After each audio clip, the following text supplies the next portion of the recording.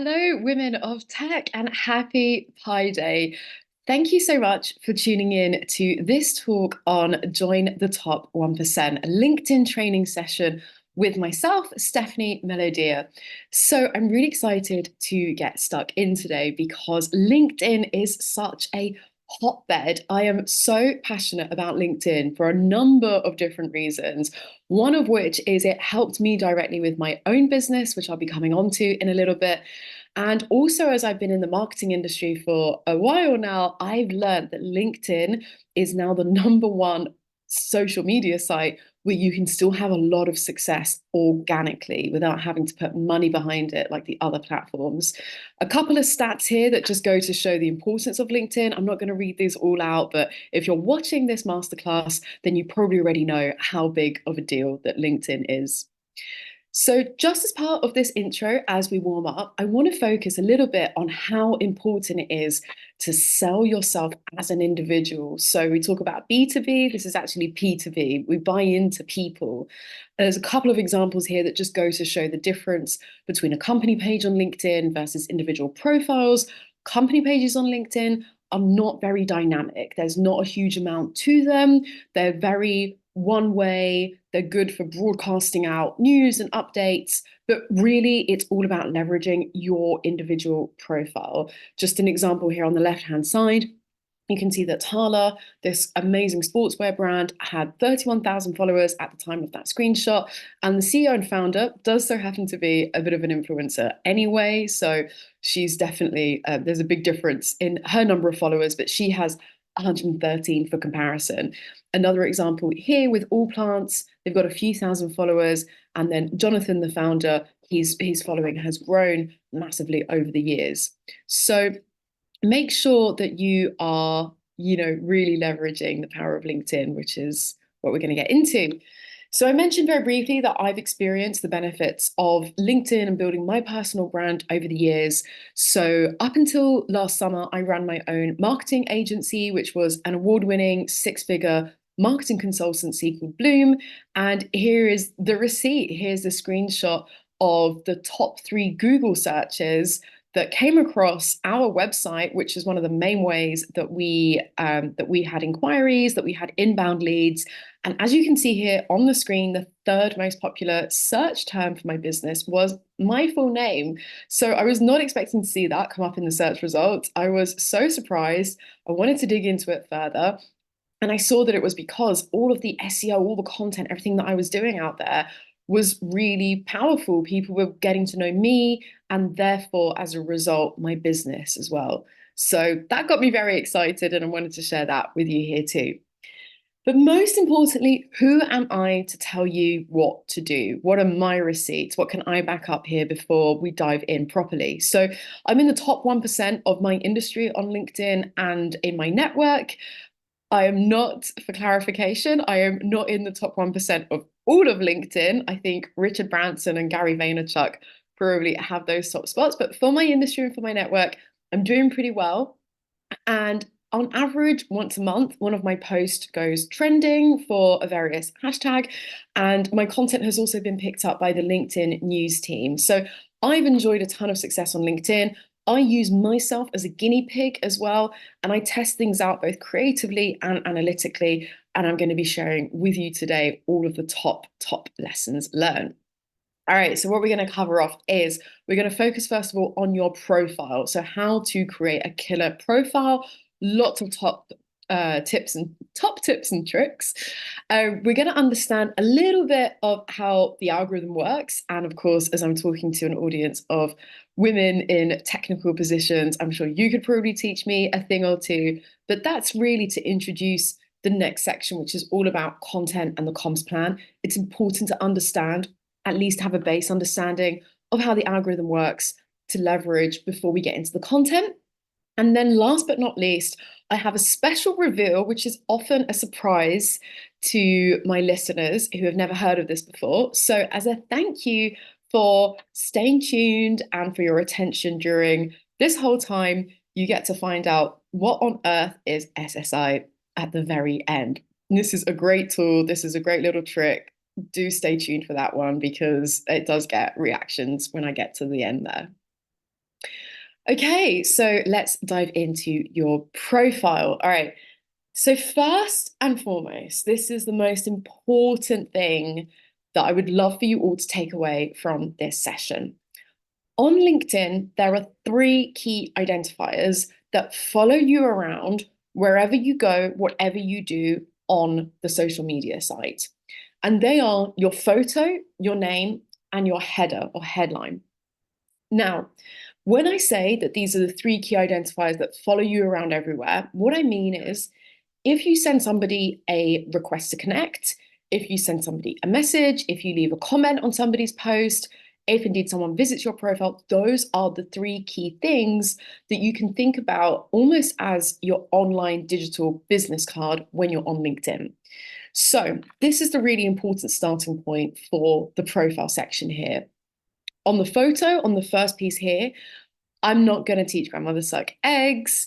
Make sure you've got a nice headshot where we can see your lovely faces. Clearly, you're not wearing sunglasses, you're not bladdered on a beach in Miami, just a nice professional headshot. It's very straightforward. What is becoming quite trendy now, you may have noticed people are using a cutout of their headshots and they're putting a bright color behind them to just give it a bit of a pop to make sure that it stands out in the sea of all the other LinkedIn content. And it's a nice way to inject some of your personal branding. So if you have a website or a podcast or a blog, any other media channel, if you're starting to develop a bit of a personal brand, then it's just a nice way to inject some of that personality. That is all I'll say on the photo. The name, I'll say even less because I'm not going to be changing anyone's name. So that's why I want to deep dive into the header. This third key element is what I'm placing the most importance on when we're talking about your LinkedIn profile. So here are some screenshots of what I mean about whatever you do on LinkedIn, all the different activity. These are the three things that follow you around. So what you should be able to see on the right-hand side of my screen here, I don't know who these people are, obviously not connected, but you can see this guy, or you can see his name, his headline, and his photo. Andy Price, his name, his headline, and his photo. And the same, these are my requests that I've got in my request inbox at the moment. This is a screenshot from a private conversation in the DMs that I'm having with Yusuf. And you can see name, headline, photo, those three things. Okay, so with the headline, what happens is that by default, when you create a LinkedIn profile or when you add a new job position, it defaults to just say what your position is at what company. So CEO of Microsoft, for example. What you can do is you can edit it. And as a tip, if you do it through the app on your phone, you should be able to get a higher character limit. So it's good if you need more space to get in more keywords. But what I would advise is less is more. And especially if you can get the keywords, the key message up front in your headline. It's really tough in copywriting. It is so much harder to say what you need to in as few words as possible. If you've got paragraphs and paragraphs to explain, that's where people have got the space to get into it. But here you've only got a few words. This is a real copywriting challenge. Now, you can use that structure, that framework on screen that's highlighted in yellow. You don't need to, but it gives you a starting point. Because ideally, the ingredients that you want your headline to have are who is your target audience? So that if your target customer sees you being active and sees something that you're doing on LinkedIn, they can self-identify, they can mirror and say, oh, okay, that's me. They can recognize themselves in your header. So try to be specific as well about who is it that you actually help? Who is it that you work with? Who's your target audience? So that's the first key ingredient. You help your target audience to achieve certain outcomes. Try to keep it really focused on what is the end result that they get from working with you. So this opens up a bit of a separate door, and we can deep dive separately into marketing strategy and messaging and core value proposition. If you're clear on all those things, then that does make this a lot easier. But coming back to this headline, you want to focus on what are the deliverables? What is it that your clients get?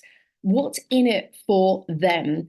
Now, I really emphasize this point because it's really easy, especially when we're so passionate about what we do, it's really easy to talk about what we do or how we do it, but really you want to be focused on what is your target client expecting to see? What is in it for them?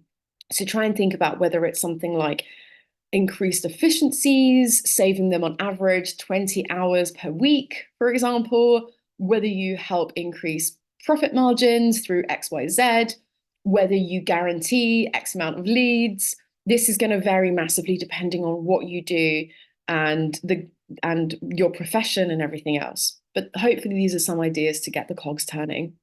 And then you can say, and then this is what I do. And then there's some keywords in there as well, just to make it really, really clear and straightforward.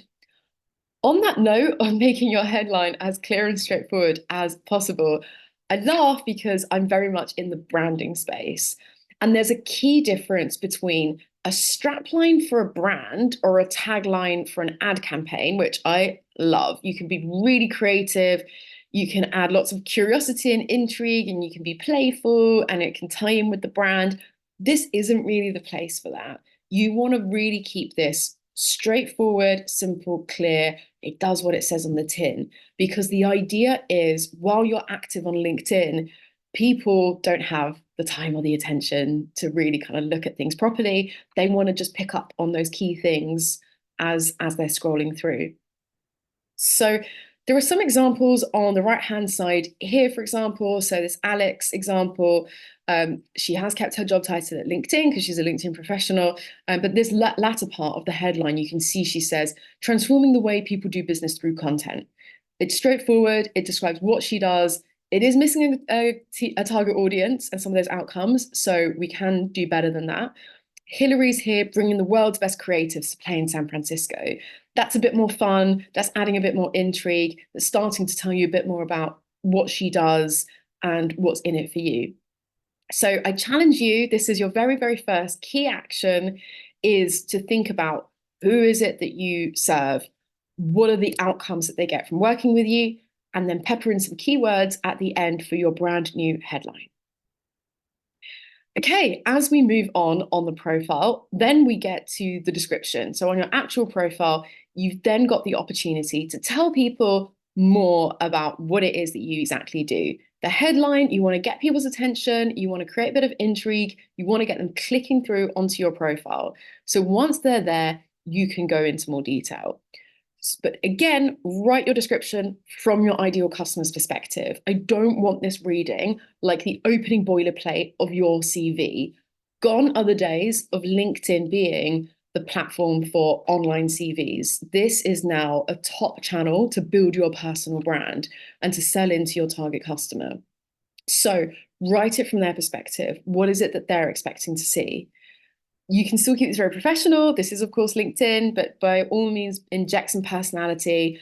You would love for this to sound like someone was actually talking to you. Someone could actually almost hear your voice as they're reading through it. Highlight your achievements and accolades, include any numbers where possible, just to add some extra kudos and credibility and give it that extra kind of punch. Include keywords, which just help as a bit of the SEO on LinkedIn as well, and a CTA. What does a CTA stand for? Call to action. What is it exactly that you want visitors to do when they land on your profile? Do you want them to get in touch? Do you want them to send you a request to connect? Do you want them to book a call? LinkedIn now has a button feature as well where you can add in a custom link. Now, I just want to take a bit of a step back here for a moment and touch on the SEO part of LinkedIn. So I'm sure many of you are familiar with SEO in the general sense of web, in terms of getting organic traffic to your website from the World Wide Web. I want you to use that same approach with LinkedIn. LinkedIn, you still have the World Wide Web almost within the LinkedIn ecosystem. And what we want to do is we want to optimize your profile to attract the right kind of visitors. And once they're on your profile, we want to take control of that journey by doing things like adding a C to A to let people know what action they need to take. The other element of this is down the right-hand side of a lot of profiles, you may have seen where it says something called viewers of this profile also viewed. And then it's got that panel of other profiles. That is really easy to switch off. You simply go into your privacy settings and it's just a toggle that you deselect to simply remove that. Why do we want to do that? Again, it's taking control of the SEO journey. We're optimizing your profile. We want people to be coming to you so that when they do land there, the last thing you want is for them to get distracted or go off onto somebody else's. So, a few other tips and tricks just before we round up this profile section is to make your profile as complete as possible. This ties in to the SEO piece. LinkedIn, of course, wants you to be using all of its features and functions to the maximum. So, if you have done any volunteering, if you've won any awards, put that on your LinkedIn profile. Obviously, it also helps if people come on and they see what you've been up to, they find out more about you. It means that they get to almost feel like they get to know you a little bit through the internet. Plus, it gives them an opportunity to see maybe if you've got something else in common. Maybe you volunteered for a particular cause that they're passionate about. Maybe you won a particular award that they also won. Who knows? It's just maximizing those possibilities so that you connect with people and it just lubricates that relationship building, if that makes sense.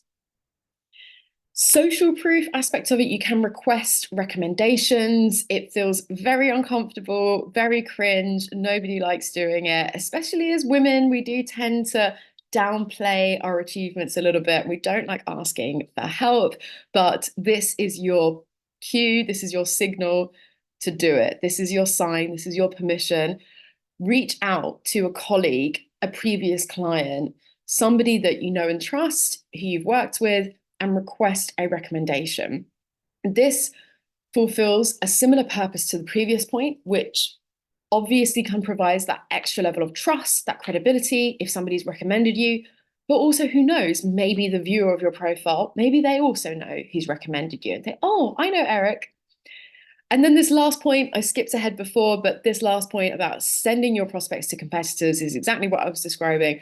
On the panel on the right-hand side, where it says viewers of this profile also viewed, there is the link for you to go to after this session to simply deselect that toggle to stop sending visitors off your profile. Okay, so our profile checklist. You've got a good profile photo and cover image. You have come up with a concise and compelling headline, one of the most important elements. You have a clear about section with some personality. All your job descriptions, all your elements of your profile are all filled out and completed, and you've deselected that viewers of this profile also viewed section. Okay, all right, let's keep up the momentum. I hope you're all with me. I hope you're learning a few bits and bobs. I hope you're taking notes, and I hope that you're not getting sick of my voice. All right, so to caveat the content, the comms section of this presentation, we're going to touch a little bit on the algorithm. So LinkedIn's algorithm is set up to deliver content that is the most relevant to you. Don't know why that took me so long to get those words out of my mouth. Basically, relevancy trumps recency. Now, back in the day, all the social media platforms, especially right at the very beginning, which will show my age, in the very beginning, social media sites like Facebook, when you would log in and you'd open up on the main news feed, it would be a timeline and it would be chronological. I don't know if any of you remember that as well. It's been a long time since all the social media platforms have moved away from that. So when you log into your newsfeed on LinkedIn, what you see at the top before you've even scrolled down is not up there because it's the most recent. It's up there because the algorithm thinks that it's what you will find the most interesting. Now, that is based on information. How it decides what you think will find the most interesting is based on two key factors. One is the nature of the content. So if that particular post that's at the top of your newsfeed is about the latest trends in pre-seed venture capital investing, for example, if you've engaged with similar content before, or there's cues that you've taken, things that you've done on the platform that indicate that that's the kind of thing that you're into, then the nature of that topic is what it thinks that you'd be interested in. The second key factor, which I think is more important, is the person who's posting it. Now then, this is where we enter a really savvy sales strategy on LinkedIn. Now, sales has become a dirty word recently. Do not get me started on the sales term, which has all but vanished. Nobody even had the word sales in their job titles anymore. We're all either BD execs or SDRs or customer success or partnership. It's any other word except for sales. Sales has become a dirty word, honestly, in my belief, because of bad salespeople in the past. Bad salespeople, you think that you need to have the gift of the gab, that you need to be a wheeler dealer, all of these, and and persistent and follow up and chase. All of these things, they're just annoying. They're just annoying, and nobody wants that. Not even salespeople. Not even salespeople want that type of behavior at them. So, with the understanding of how the algorithm works and the key factor of it being the person that's posting as being one of the main deciding factors for which posts are at the top of your newsfeed when you log in to LinkedIn, the best strategy that has worked very well for me over the years is to develop the relationships with your connections in as genuine and as an authentic way as possible.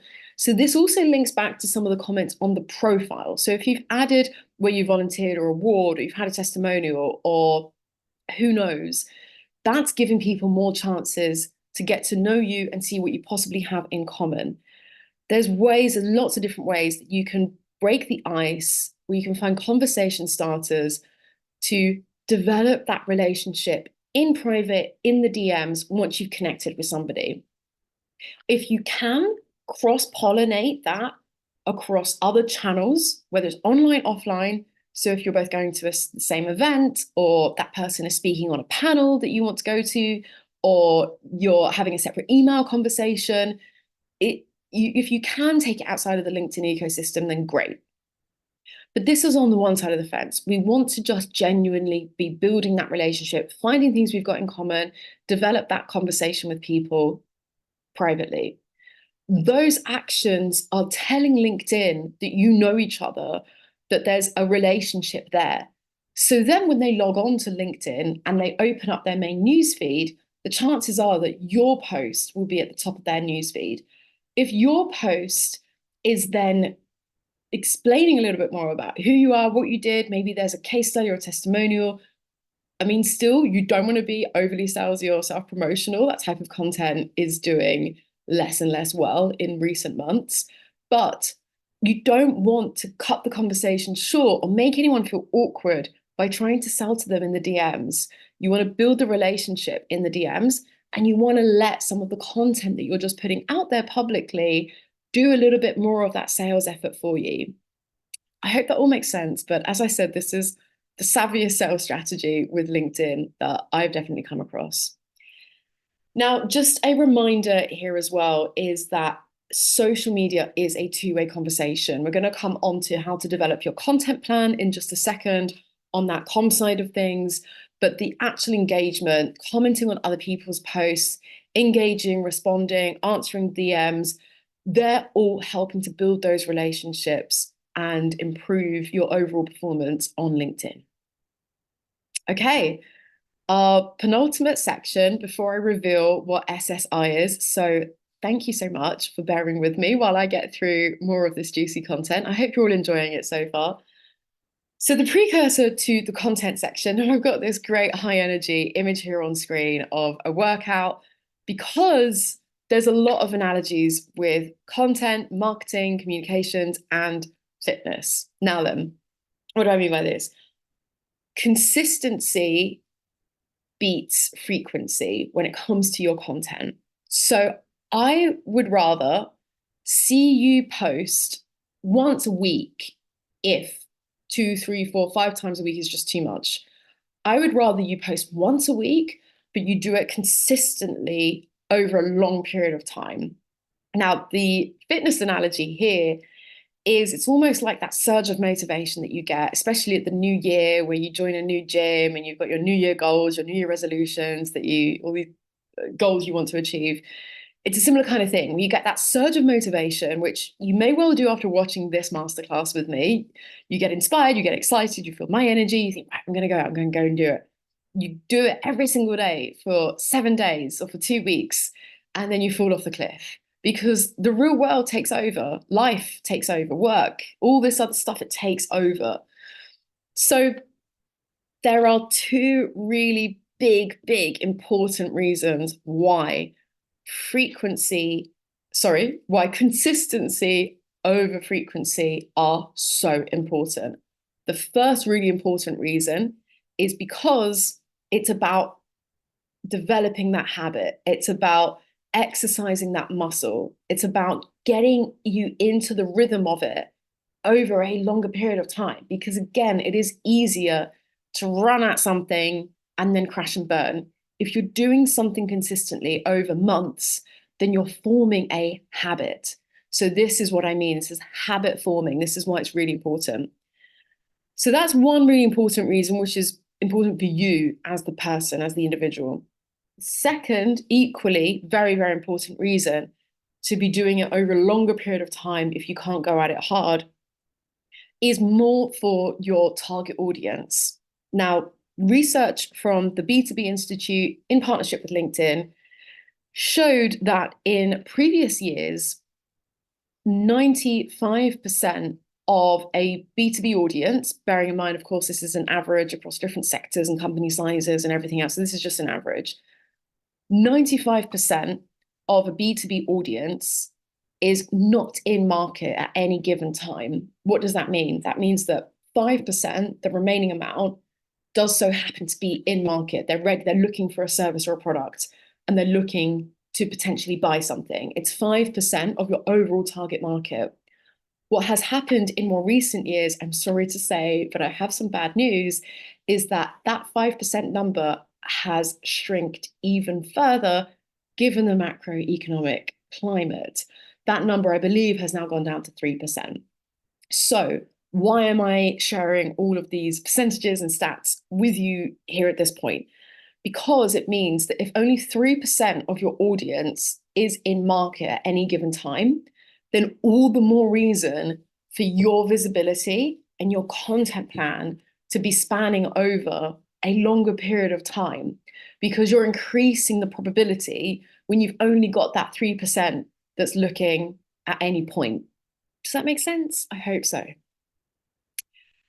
Okay, so as we get into the content plan, I am a big fan of keeping things short and sweet and simple. Well, not short, I've been talking for a while now, so not so much, but at least keeping things simple and practical. One of my favorite sayings is complexity is the enemy to execution. And I love to execute. And I don't want those complexities in the way, slowing me down. The main thing is execution, executing. So what that means in this content section is there are so many great tools and systems and analytic. There's so many different things out there that help you to develop this really robust, multi-layered, huge content plan. Honestly, if that is making it harder for you, then it's not doing the job. We want to keep things as simple and straightforward as possible. So what I want you to come up with is basically 3 main content categories that are relevant to who you are, what you do, and your target audience. Just 3 content buckets, content themes. I'm sure you've heard of these, these terms before. And then I want you to brainstorm 6 to 12 specific posts, specific things that you want to say about each of those that fall into those categories. It's just a way to keep things really organized and straightforward and simple, and you have the beginnings of a content library. Quick little tip here, and this comes direct from LinkedIn HQ, is to use an absolute maximum top of 3 hashtags per post. If you can go for 1 or 2, then even better. Why? Because the algorithm needs to know what to optimize for. And if you add too many hashtags, not only does it look spammy, but you're sending it off in all these different directions and it doesn't know what to optimize for. So try and aim for just 1 or 2, 3 if you need to. Keep it really relevant and keep it tailored to what it is that you're talking about. Also, another tip of mine that I love, that I confess has definitely worked well for me, is to take inspiration from other LinkedIn voices, other leaders, other people in your space that you look up to. Maybe there's someone who's a bit of a competitor who you think is a few steps ahead of you. There are all of these growing voices on LinkedIn, on the platform, that are doing really, really well. Look at them, see what they're doing, take inspiration. If there are specific target profiles that you have in mind, then you can hit the notification bell to always be notified of when they post. It just helps you to keep your finger on the pulse and take inspiration if you're stuck for ideas, because I find that this is often one of the biggest hurdles when it comes to people posting on LinkedIn. Okay, so back to those 3 content buckets that I described earlier. Now, what I like to do is I like to take the specific posts that I've got in mind for each of those 3 different things. Obviously, these will all be different to each and every one of you. And then what I like to do is I like to map out a really simple calendar. First of all, put in some key dates, some key events, some things that are unmovable, specific dates in the calendar. And then around that, I like to color code each of those different content themes. And then that is how I map out, very broad brush, basically, that's how I map out the beginnings of my content plan. That way, what I've done is I've done that creative thinking up front, and I'm making sure that there's an equal balance of all these different things across the week. Now, this example here obviously shows you posts that are Monday through to Friday, which is ideal, which is the best. If you can post with that frequency, if you've got that many ideas, that would be amazing. But don't forget, if you're stuck, if it's just not possible, then there is no shame and no judgment on simply doing 1 post a week, as long as you can commit to that and as long as you can do it consistently over a longer period of time.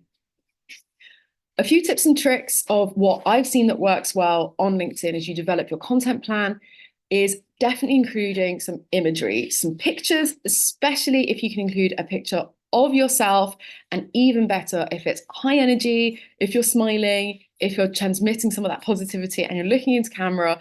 It really grabs people's attention on the feed. It helps them get to know you, and it just fosters a bit of that warmth when they're kind of scrolling. Positivity in terms of the actual post as well. So if you've announced an achievement, if you've won an award, if you've been nominated, if you've been promoted, those type of posts do really well.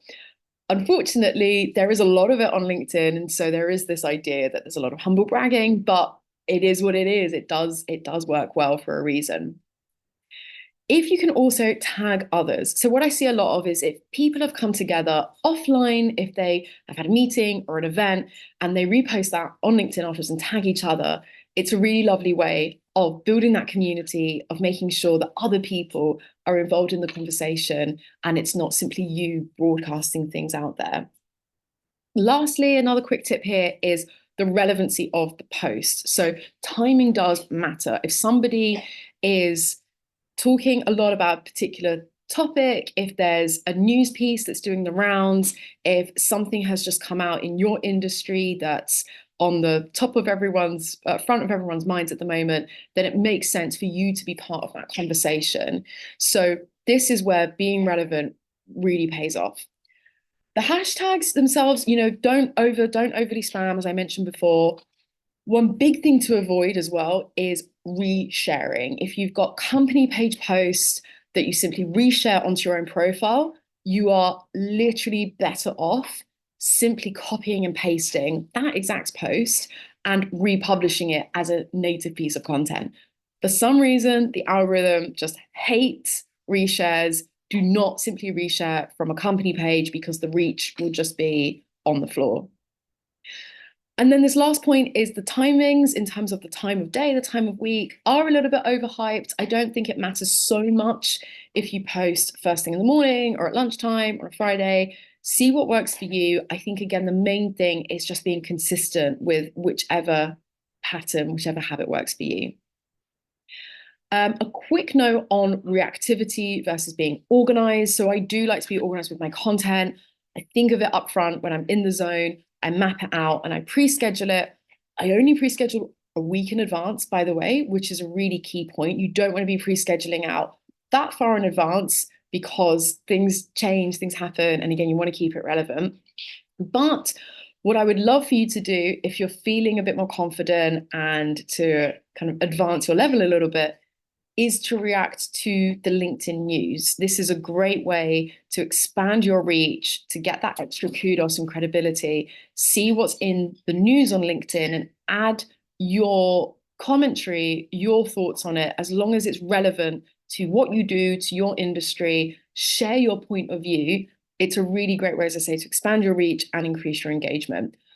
But I don't want to overwhelm you with lots of stuff to be getting on with here. If it's just too much, then do not worry, circle back to it later.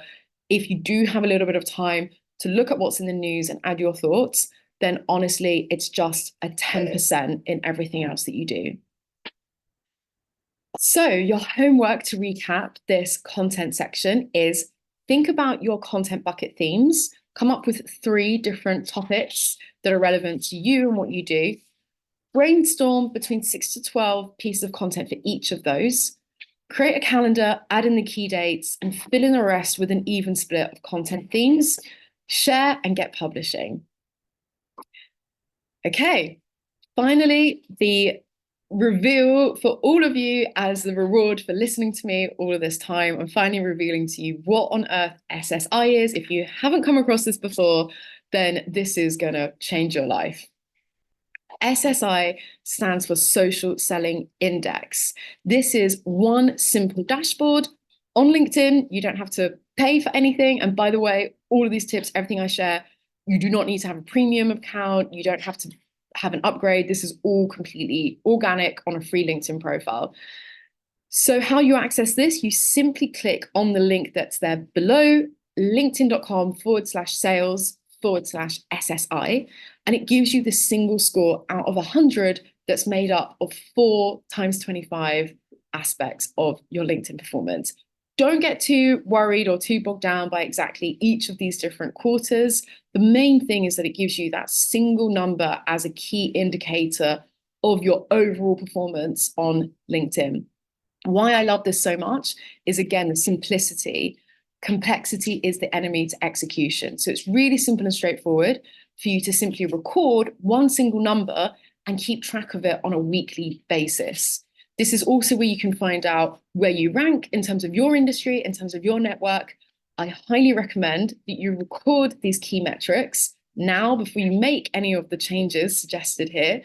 And then, as I say, and then as you start to implement some of these suggestions, then you can monitor and see how that number changes over time. And I guarantee that number is going to shoot up, at least for some of you. Thank you so much for listening. I hope that you've learned at least 1 or 2 new things in this LinkedIn masterclass. I really appreciate your time and attention. If you'd like to connect with me on LinkedIn, then I would be honored.